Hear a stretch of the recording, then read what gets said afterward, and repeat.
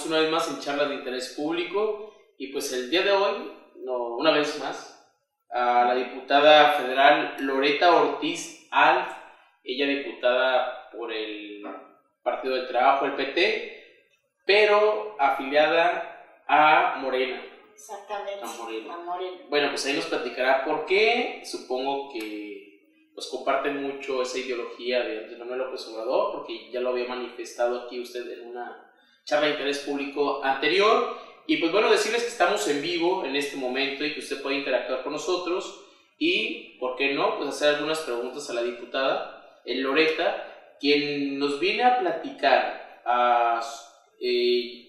Ella estuvo con nosotros antes, cuando estaba promoviendo las reformas energéticas en área. Ella hablaba pues de alguna manera de que, pues, ¿dónde está la historia? ¿Qué pasaba con la historia de todas aquellas personas que dejaron su vida antes? Pues se luchaba por nacionalizar lo que era el petróleo en México, Pemex hoy, y qué tal parece, decía la diputada en ese momento, que no había memoria histórica. Y bueno, pues ahorita, una vez que la reforma energética ya es un hecho, está pues en camino, también la reforma hacendaria, que mucha gente no conoce o no sabe de qué se trata esto. La diputada pues nos hablará de esos temas, pero sobre todo ahorita vamos a empezar, diputada, sobre el Pacto por México. Por ahí leía yo que Andrés Manuel López Obrador decía que estaba molesto con el PRD por haber accedido a ese Pacto por México, que de alguna manera le daba paso a todas esas reformas. Bienvenida. Sí, gracias. Pues empezando por el Pacto por México, que deberíamos de denominarlo el Pacto por no México. Si no se hubiera dado ese acuerdo del PAN, PRI y PRD, porque se dio prácticamente toda la legislatura, ahí se dio el mayoriteo para poder aprobar todas las reformas.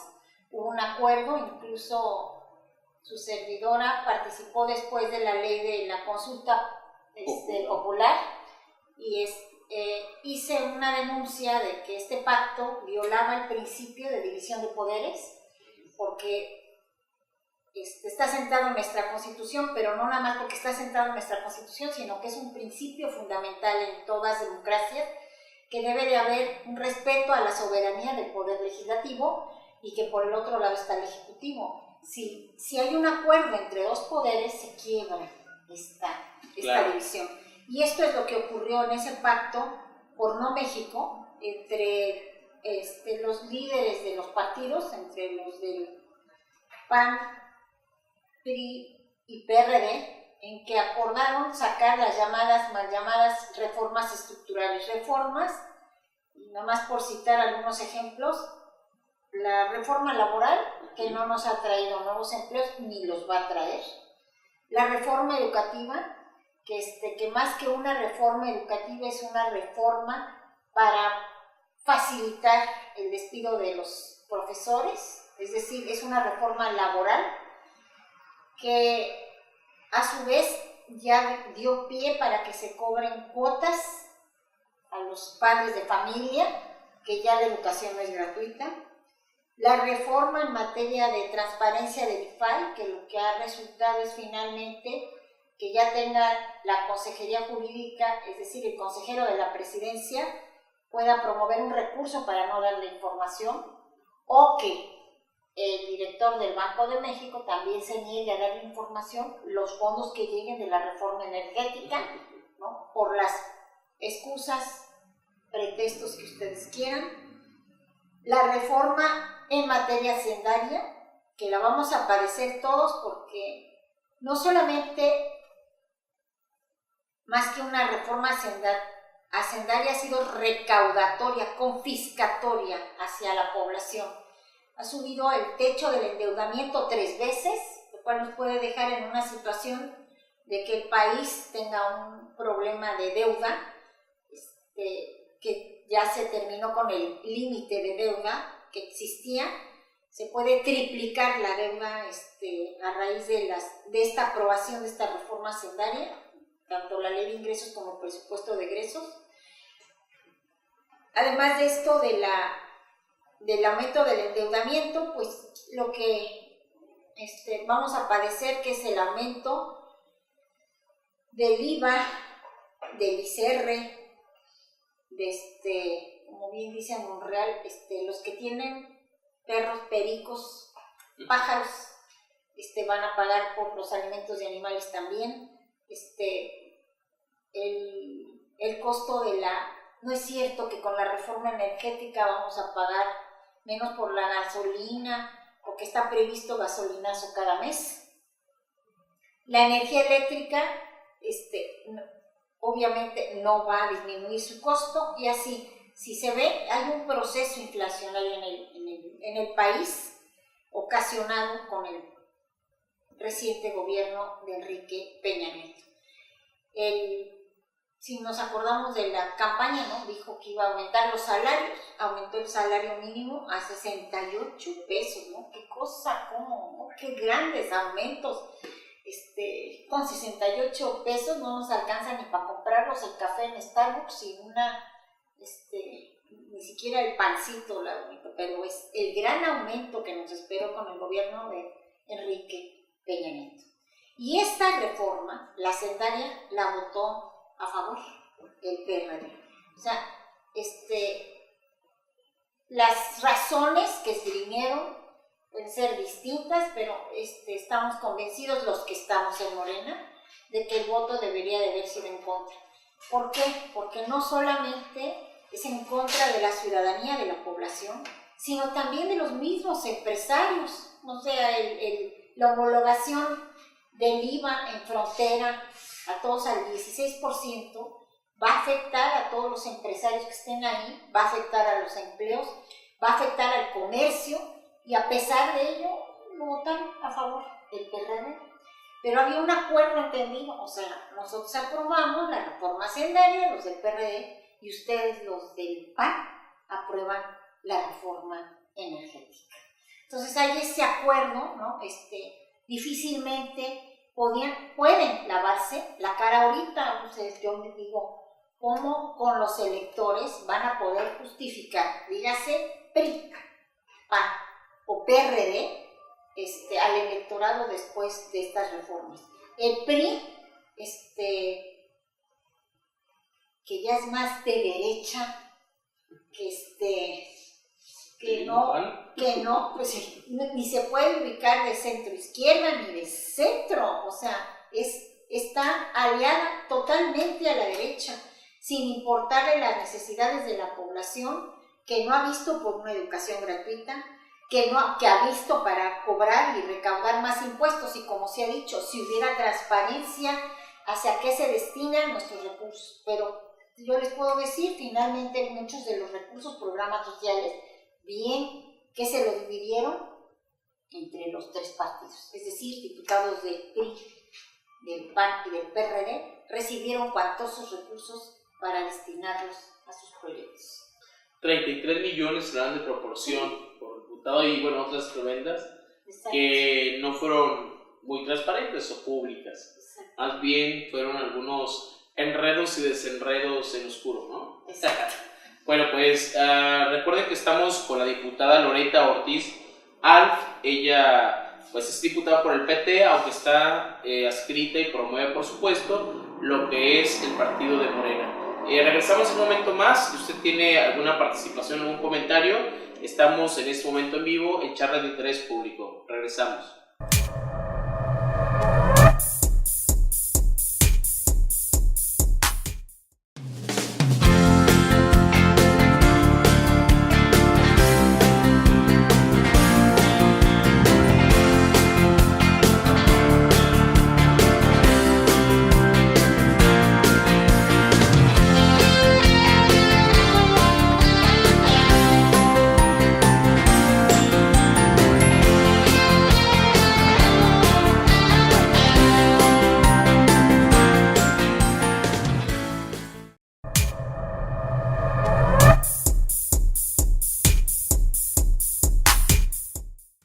Regresamos a Charla de Interés Público, agradecemos su interacción.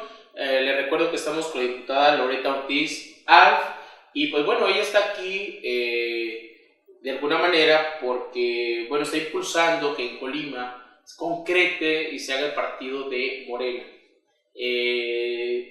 Y bueno, el 25 de enero a las 4 de la tarde estará con nosotros en Colima Andrés Manuel López Obrador. ¿Sí es así? Exactamente. Y la venida de Andrés Manuel es con la intención, el objetivo de lograr que Morena se quede en Colima. Exacto. Y que al realizar un acto histórico porque si ahorita le exigieran, o sea, ya Morena es una realidad, ya ha cumplido con los requisitos legales para ser partido, pero se tiene el interés de que se constituya la asamblea aquí en Morena, precisamente porque ha sido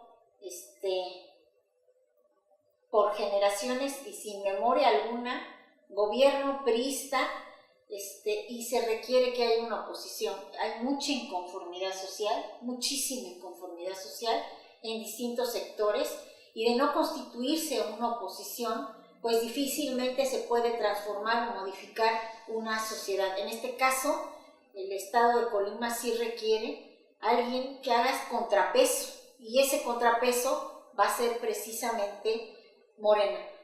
Y el 25 va a estar aquí Andrés Manuel para esta asamblea constitutiva, y los invitamos a todos para que se afilien a esta nueva esperanza para el Estado, nueva esperanza para México, que todos aquellos que quieran a este maravilloso país que es México y a este estado maravilloso que es Colima, que nos acompañen, si quieren dejar un legado no solamente para sus hijos, sino para el Estado, para la sociedad, para México, en ese compromiso de afiliarse a Morena. Es la única vía que tiene México. El reto del representante de Morena, Vladimir, y de todo el equipo en Colima es juntar 3,000 registros. 3,000 afiliaciones.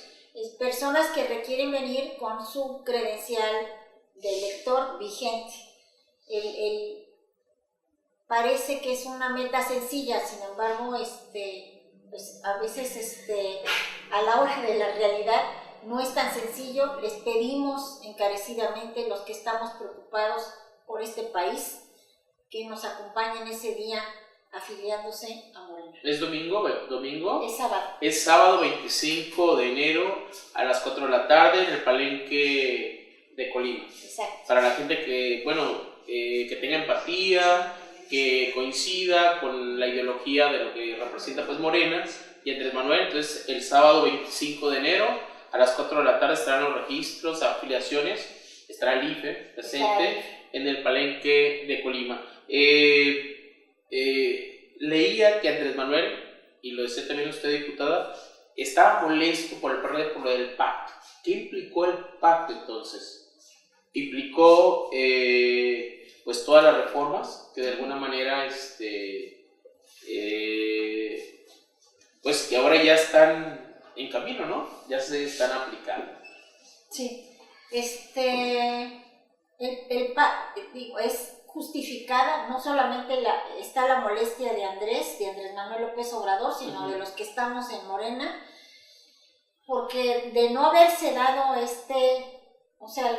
el comportamiento del PRD es que estuvo en el pacto y ya hasta el final, ya para la energética decide bajarse del pacto, ¿no? Ya la abandona, ya que se habían aprobado todas las demás reformas. O sea, tiene que haber una congruencia por parte de los que están en los partidos.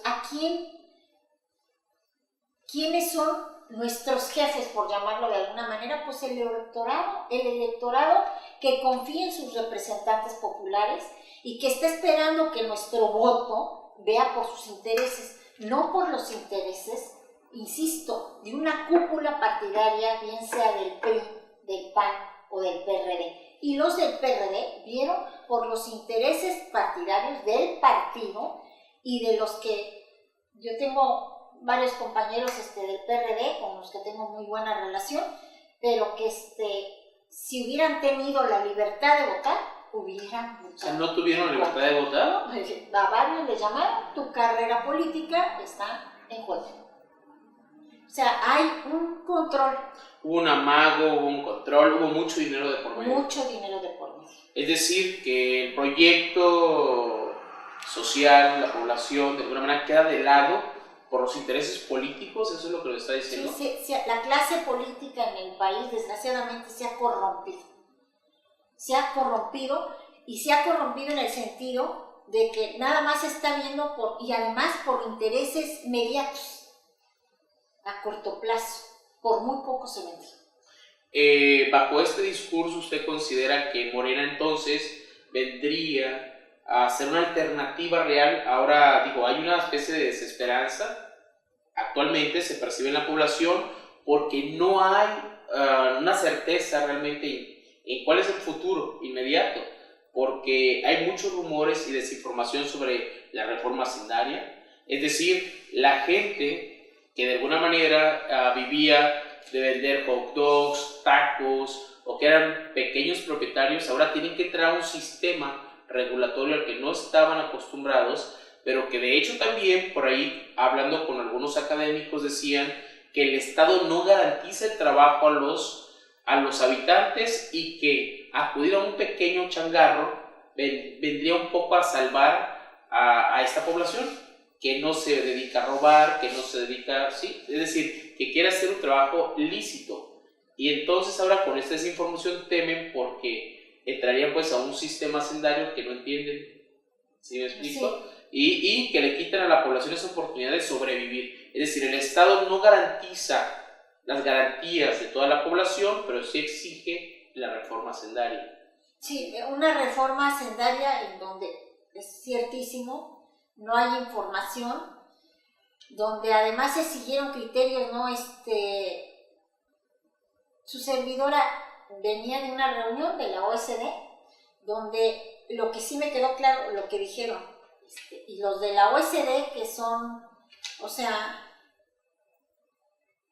no son trivialidades los consejos que dan. Y en el caso no solamente de Estados Unidos, de los países europeos, el mensaje que dieron es: no se tiene que gravar o causar más impuestos de los que ya existen, y menos de la clase que viene soportándolo, o sea, los cautivos, menos aún aumentando el IVA a cualquier clase de alimentos o productos, y menos a medicinas. ¿Por qué? Porque si tenemos problemas económicos, de crecimiento económico, la única manera de poder sacar adelante al país y que haya crecimiento es que las personas tengan capacidad para consumir, de gastar. Pero si se causan más impuestos, pues obviamente vamos a poder comprar menos, y es un círculo vicioso. O sea, no vamos a salir del atolladero en el que estamos y vamos a tener menos ingresos. Y a esas alturas de que ya las reformas están aprobadas, de que la gente tiene temor realmente, sobre todo porque se empata mucho con un concepto, una categoría muy fuerte que hay ahorita en el país, que es la inseguridad. Entonces, le pregunto, diputada, ¿qué se puede hacer en este escenario? ¿Qué puede hacer la población que está con desesperanza? Afiliarse a Morena. Bueno, afiliarse a Morena. Con esto nos vamos a un corte y regresamos, y con mucho gusto le daremos lectura a las participaciones que tienen ustedes. Regresamos a charla de interés público.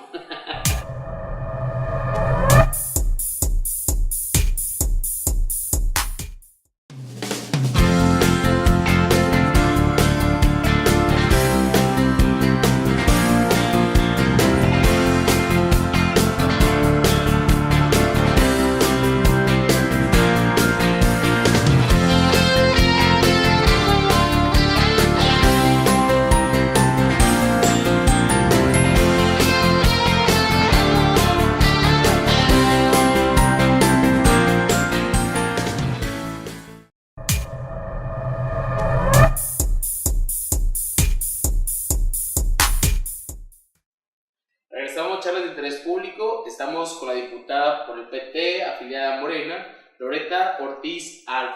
Bueno, yo le preguntaba que,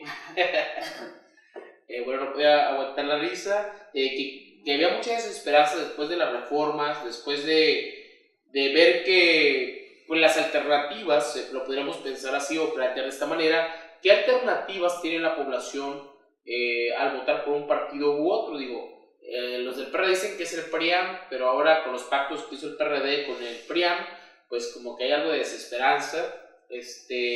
Y le preguntaba a la diputada que bajo este escenario y en el contexto de inseguridad que se vive en el país, le preguntaba cuál era la solución y la diputada me contestó afiliarse a Morena. Que era afiliarse a Morena.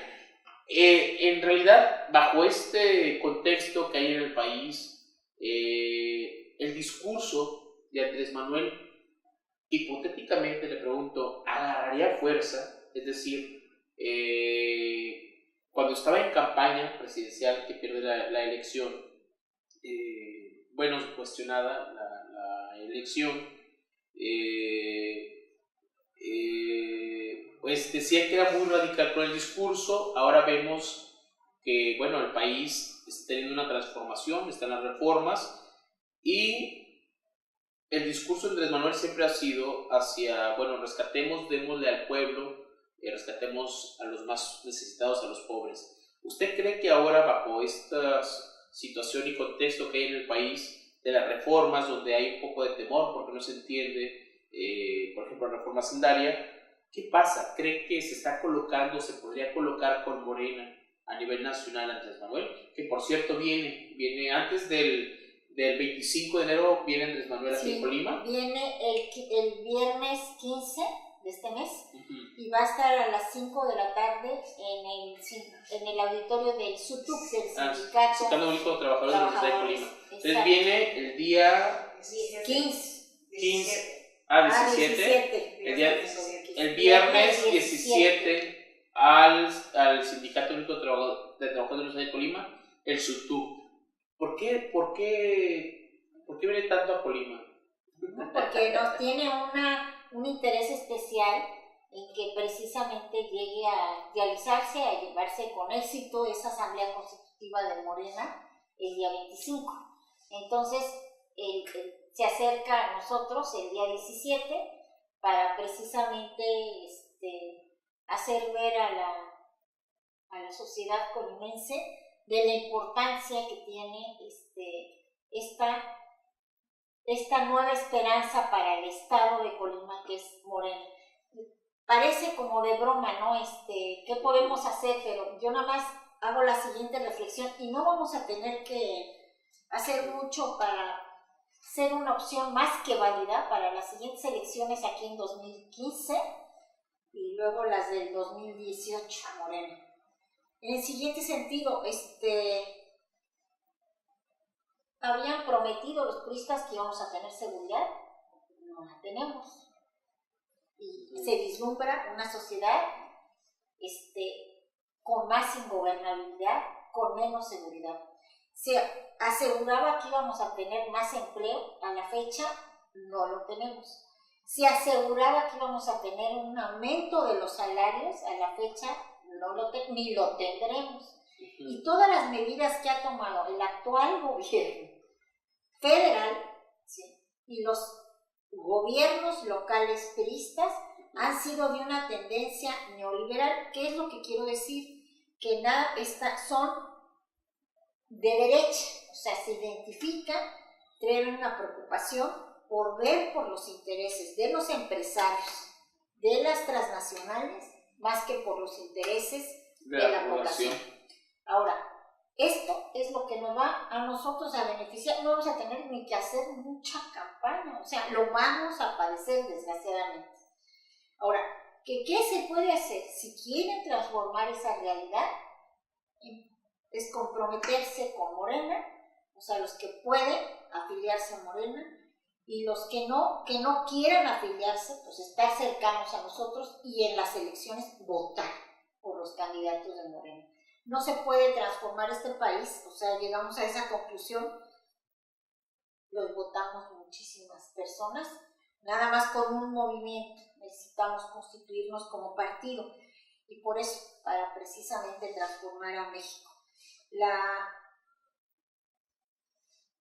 Hay que tomar en cuenta que hasta la oposición, es decir, PRI, PAN, PRD, reconocen que de no existir el liderazgo de Andrés Manuel López Obrador, la situación en México sería desesperada. O sea, es un muro de contención para mucha de la inconformidad que existe y sí es la esperanza para miles de personas, millones de personas en este país.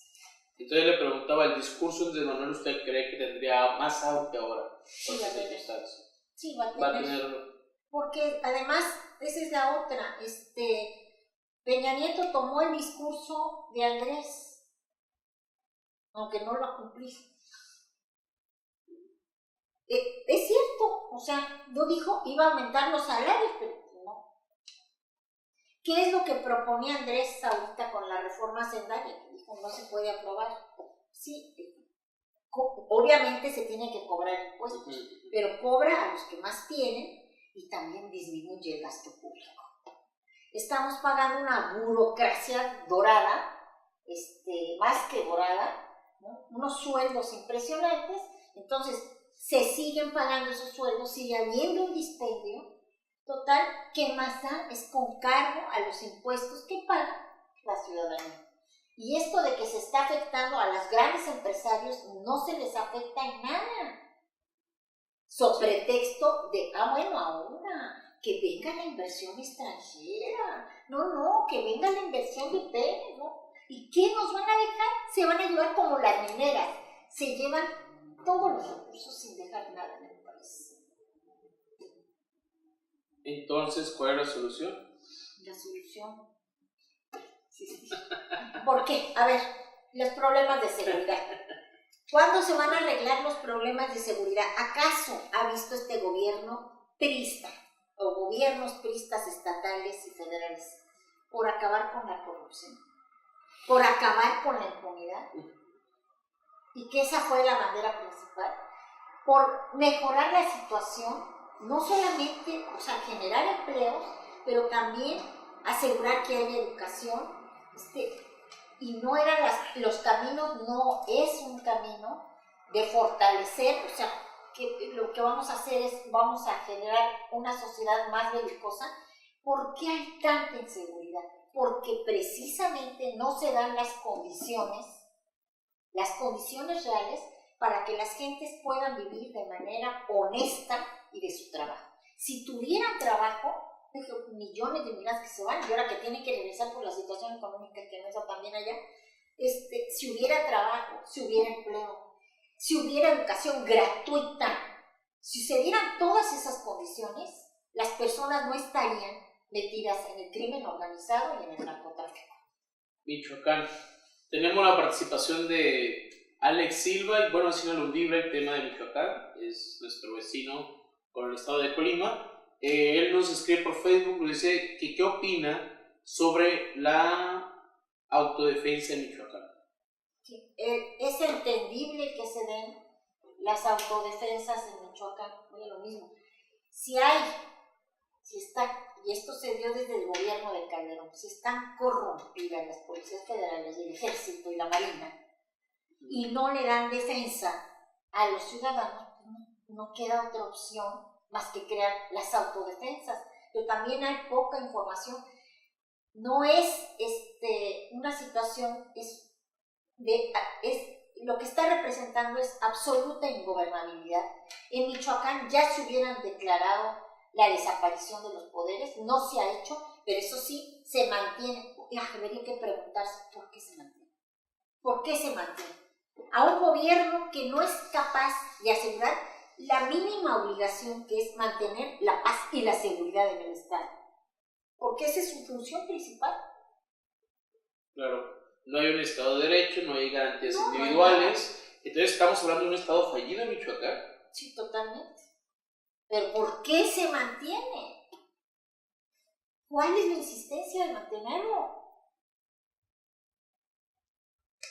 Nos vamos a un corte, nos tendríamos que despedir, pero nos vamos a otro pequeño bloque con la diputada, porque bueno, aquí despierta el interés sobre un Estado que cuestiona, bueno, de alguna manera el sistema y la gobernabilidad en el país, y que por supuesto pues tiene que ver a un año ya de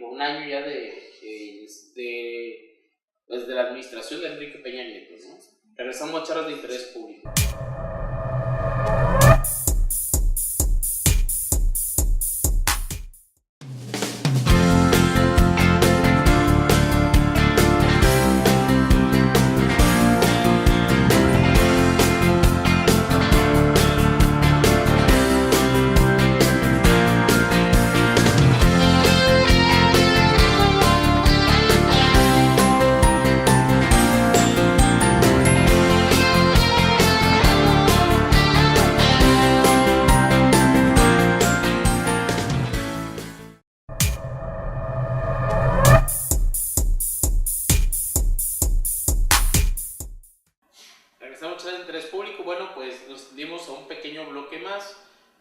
ya que la diputada pues, nos prendió mecha al preguntarle sobre, bueno, más bien Alex Silva, que nos dice por Facebook, que cuál era su opinión sobre la autodefensa en Michoacán.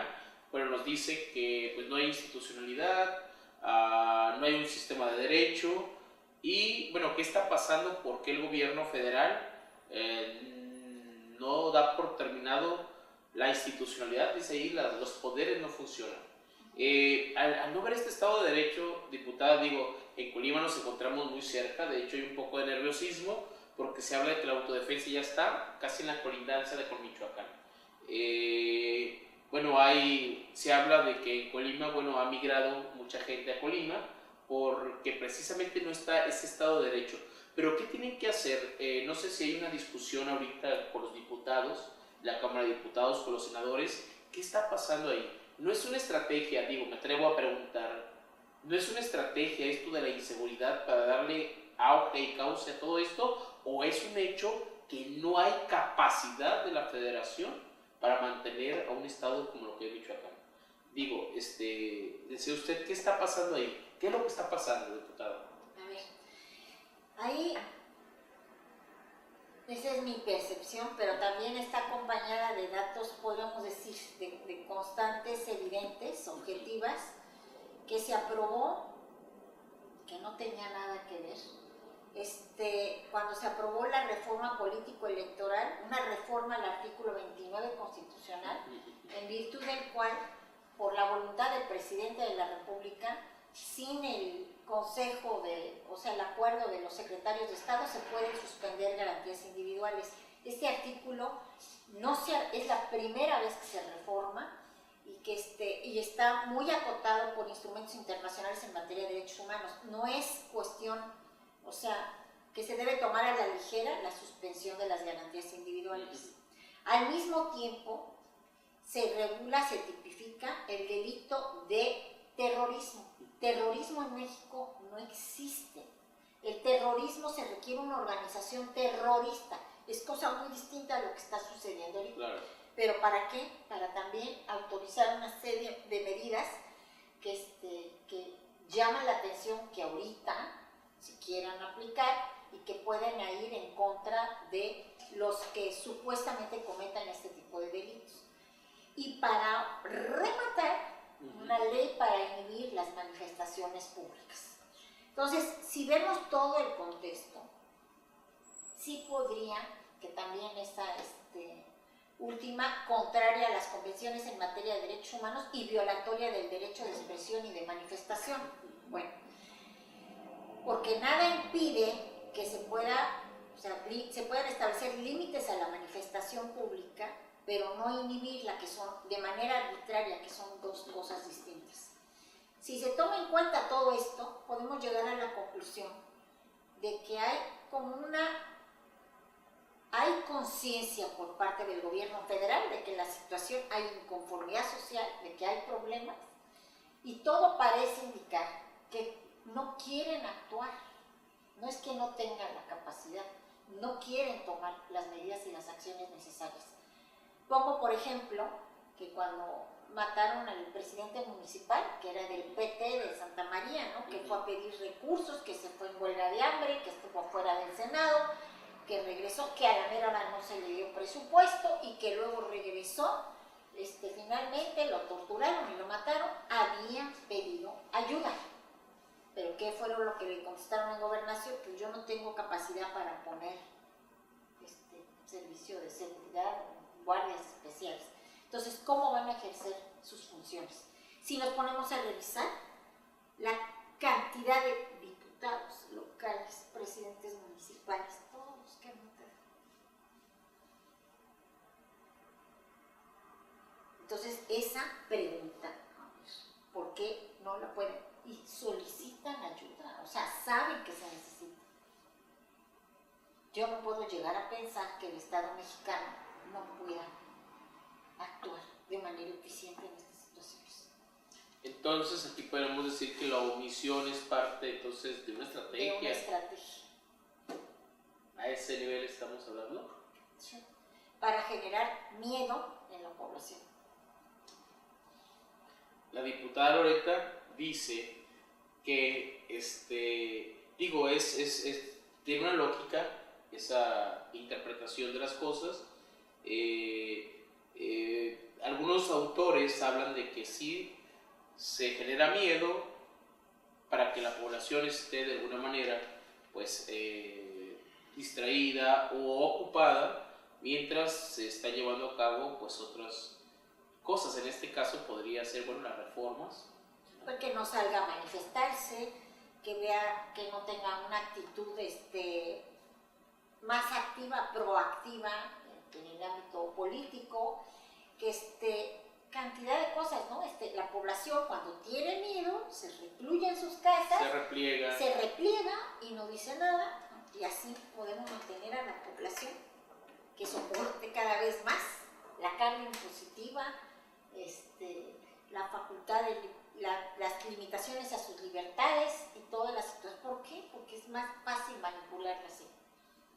Bueno, pues ahí están los argumentos, las reflexiones de la diputada Loretta Ortiz Alf.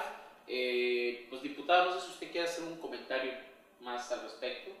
Pues, algo que no le haya preguntado, algo que usted quiera agregar. Sí, nada más, para aquellos que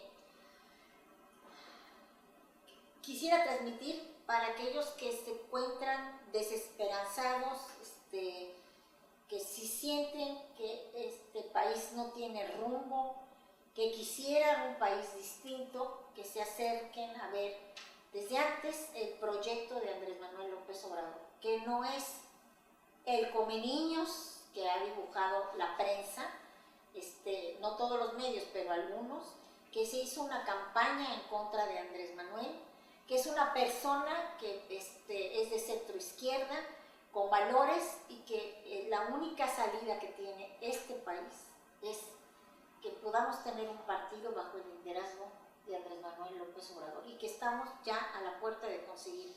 Con su participación se puede lograr el cambio que necesita México. Entonces, nos decía que Andrés Manuel estará el 17 de enero 17 en el Casino del Sutú, y el 25 de enero a las 4 de la tarde en el Palenque de Colima, para todos ellos que quieran afiliarse. Sí, era así. Sí, sí. Y una última pregunta que me surge cuando estoy escuchando del PRI. Entonces, ¿quiere decir que el viejo PRI era mejor que el nuevo PRI? Te pregunto. No, yo creo que resultó ser más autoritario y más mañoso el nuevo PRI, que sigue siendo el mismo. Sigue siendo el mismo. Lo que no ha pensado el actual PRI, ¿no? El nuevo PRI, es que la sociedad es distinta. La sociedad es distinta. Bueno, pues con eso cerramos. Le agradecemos a la diputada Loretta Ortiz Alf. Usted la escuchó, pues hay muchos temas en que reflexionar. Bueno, muchos puntos de partida. Está la invitación que viene a ser parte de Morena. Y bueno, pues le agradecemos sus pasos por Ecos de la Costa, y por supuesto también a usted en Charlas de Interés Público que nos haya acompañado, y le agradecemos que haya estado con nosotros, y bueno, lo esperamos en otro programa donde de seguro habrá otros temas de mucho interés y un poco picosos. Muchas gracias por la invitación. No, gracias, diputada.